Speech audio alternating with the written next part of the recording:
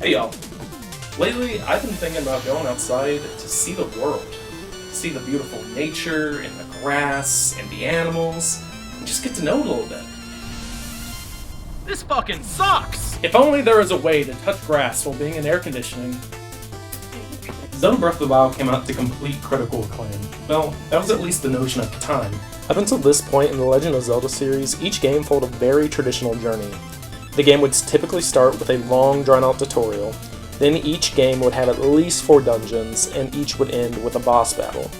After you complete every dungeon, the game would lead to a final dungeon with a fight against the big bad, Ganondorf, typically to save Princess Zelda. This is all without mentioning that these games typically had plenty of side quests and collectibles to extend gameplay and deepen the world. While this is by no means a bad formula to follow, in fact Breath of the Wild ends up expanding upon most of these. The Legend of Zelda series hadn't been fully revamped since the original Zelda 1 on the NES. The basic concept of exploring Hyrule to beat several dungeons scattered throughout the world was proven to be a fun and pretty engaging formula. However, most fans wanted to see something new. The simple concept of exploring a linear Hyrule to repeat the same formula was quickly coming to a head with new audiences. This is where this guy, Eiji Aonuma, intended to shake up the formula to update the series for modern audiences. Eiji Aonuma graduated from Tokyo University with a master's degree in composition design. After an interview with Miyamoto, he was offered a job at Nintendo as a graphic designer. Although he never played video games up until this point in his life, his wife introduced him to Dragon Quest on the original Famicom. After several years, he was promoted to Director of Dungeon Design, where he was credited for the creation of the Water Temple in The Legend of Zelda: Ocarina of Time. Yes, that Water Temple that we all as children at some point were stuck in for several hours. Nintendo made several prototypes in the style of Zelda 1 to test out the physics and interactions they wanted to implement into their new game. I wish that they would have actually released these prototypes. It seems like such a fun concept that I wish that they would bring back in like an HD 2D format. While these games are crude, you can see what influences that these prototypes had on the original Breath of the Wild.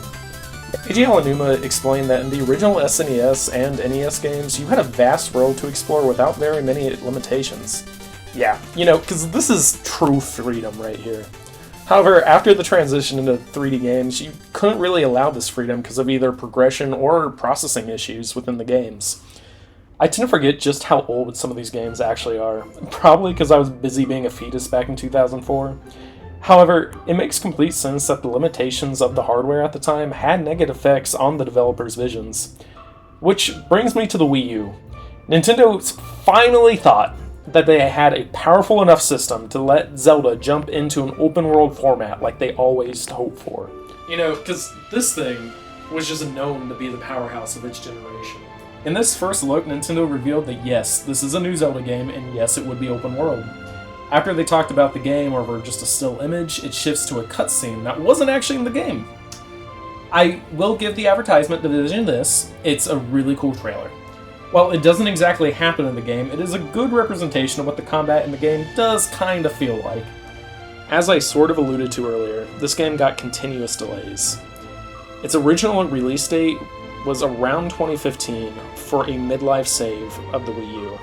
However, it ended up being pushed back to the Switch's release in 2017. However, it did come out on the Wii U, and that was actually the console I played it first on. Aonuma explained that the team had just more ideas for the game, and instead of rushing it, they wanted the game to release in its best possible form. By delaying the game, Nintendo not only improved upon its quality, but it also gave the game a chance to catch lightning in a bottle. Being a brand new game on the Switch gave Breath of the Wild momentum that I believe would have been just squandered on the Wii U. Don't get me wrong, I absolutely love my Wii U. However, this game had no shot of trying to save it at the end of its lifespan. Breath of the Wild works so well on the Switch just because of the Switch's portability. You can bring this game everywhere, and because of that, you wanted to explore more and more of Hyrule. Even though I had almost 100% of this game on the Wii U, minus the Koroks, I was drawn back into this world again once I got it for my Switch. I again replayed it and 100%ed it one more time on my Switch just because I could. The final trailer came out just days before the release of both the Switch and Breath of the Wild. And let me just say that this is one of the most beautifully and well done trailers I've seen in a long time. This trailer fully sold me on the Switch, and after this, I got into watching unboxing videos of the Switch and playthroughs of Breath of the Wild. Because, you know, you have nothing else better to do at 13. Upon the game's release, it was critically acclaimed. It got 10s out of 10s left and right. It even won Game of the Year, but did it truly deserve it? Well, of course, I love this game. I really don't think it was the perfect game that people tried to make it out to be. However, before I bitch about this, let's talk about why I love it first.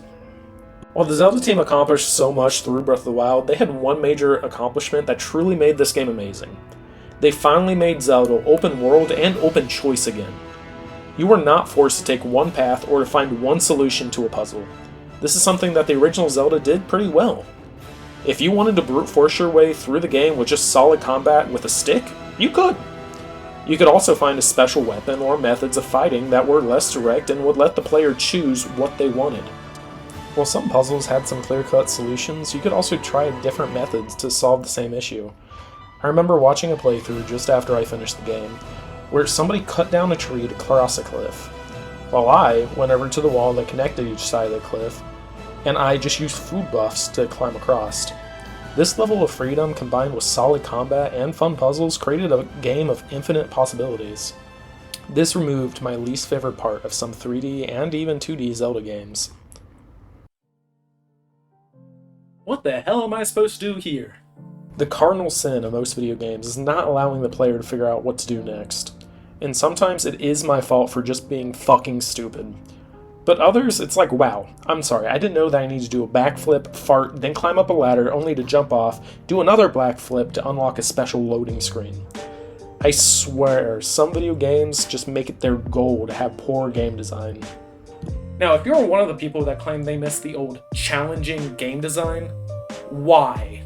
Oh yes, I miss it when games couldn't convey an easy and understandable story, and a control method that was actually somewhat understandable. Games today are just too easy, and I miss the challenge.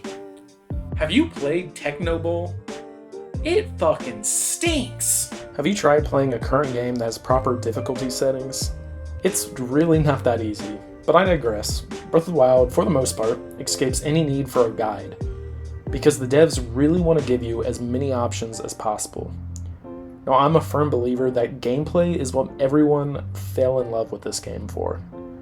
It even may have won it its Game of the Year for it. But there are aspects to this game that are less than stellar.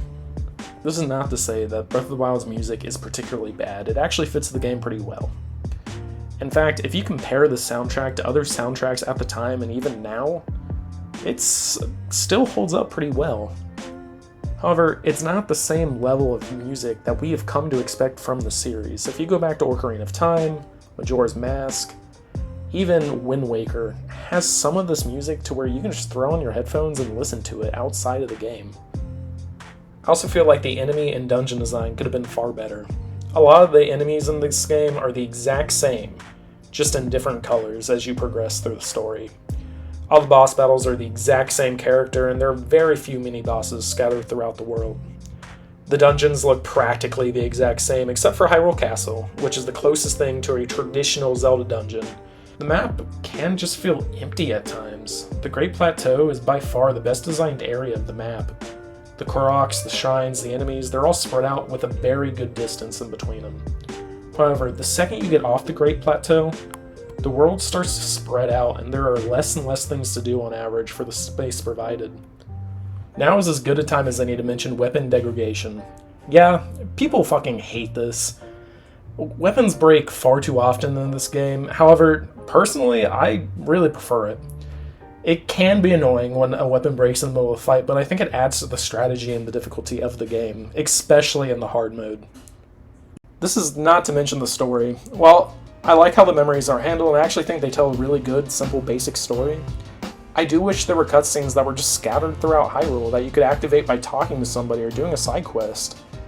It's so jarring that the only real cutscenes that look real professional are locked behind these white little spots that are just scattered randomly throughout Hyrule. I wish that they could have told a more full and more meaningful story with this game. Now, after all this bitching, You might think that I hate this game, and that's where you're fucking wrong.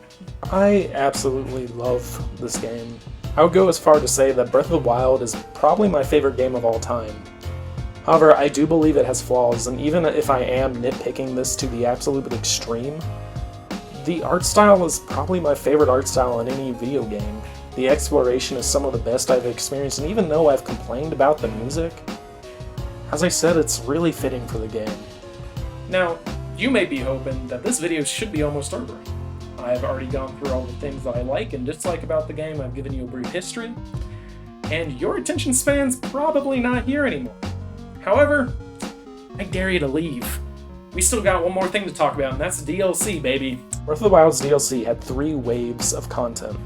The first of these 3 were chests scattered randomly throughout the Great Plateau, containing equipment, and this cute little Nintendo shirt that ruins all your immersion on the Wii U. The next and first real wave of updates was the Master Trials. In this update, the developers added Master Mode, a hard mode for another playthrough. This added enemies throughout the map, and also had enemies regenerate health as well. Hero's Path is just this cute little thing you can do on the map that will show you where you've been. A handful of chests were scattered throughout the map containing classic Zelda gear. And finally, the Trial of the Sword. In this extended dungeon, you had 1 life to traverse 12 to 23 levels, depending on the difficulty. After you beat each trial, you'll be able to upgrade the Master Sword by 10 hit points, up to 60. This update was overall incredibly strong, and I believe it was well worth the money and the wait. It added a bunch of collectibles, a hard mode, and a really hard dungeon for you to traverse. The final wave of DLC was the Champion's Ballad. Of course, this started with more goodies you could just find throughout Hyrule. Some of these even gave pretty good stat boosts. But the outfits are not what people bought this wave for. The Champion's Ballad is 5 main quests that were extensions of the story. To start the Champion's Ballad, Link must go back to the Great Plateau and talk to Monk Maz Kosha, who promises him a brand new Divine Beast if he completes his quests. Link then works with Kaz to unearth new shrines across the Great Plateau. After you complete these 4 shrines, you will then get 4 separate locations unlocked throughout the map. These 4 locations are close to where you found the other 4 Divine Beasts, and you must locate and beat each of the champions' special shrines to unlock a quicker timer on their ability. At the end of each quest, Kaz will sing you a song that will unlock a new memory of the past. The memories are super high quality and gives just a little bit more depth for each champion. Finally, after doing all of that, Maz Kosha will tell you to return to the Great Plateau. Once you are there, you'll be thrown into a dungeon where it seems like you're making your own Divine Beast. This is probably the best designed dungeon in the entire game. It fully uses the abilities, the combat, and the physics the game has taught you up until this point. After unlocking the door, you'll come face to face with Maz Kosha, where for the first time in the game, a monk will stand up and challenge you to fight. This boss battle is the true final boss of the Zelda game. It is the hardest, most innovative, and fastest battle that you'll have in the game. After a lot of struggle and probably a few deaths, you'll eventually beat him, where he'll grant you the Master Cycle. The Master Cycle is just a bike. It's really nothing more, it's nothing less. However, it is a lot of fun to drive around Hyrule. It does come at a super late point in the game, so you really don't have very much to do with it, but it's a nice enough reward for everything. After leaving the dungeon, Cass will be waiting for you on the cliff outside the Shrine of Resurrection. This is where you began the game, and this is where many ended it. He'll sing you the Champion's Ballad, and it will trigger the final memory of the game. Fittingly, this memory contains all 4 champions, Zelda and Link. This was truly a beautiful ending to my favorite game of all time. The story and the gameplay were handled stunningly. This is the highest of highs this game has to offer, but unfortunately, this is where most players will end their journey. Well, and that's it. That's the end. Well, this game might not be the best. It is honestly one of my favorite games of all time. I just hope that whatever sequel it might come out with is a little bit better than this, although I don't have my hopes up. Now that I got my virtual sunshine for probably my entire life, I've probably got enough vitamin D in me. I really want to learn how to flirt. I wonder if Nintendo can help me with that too. It was that easy?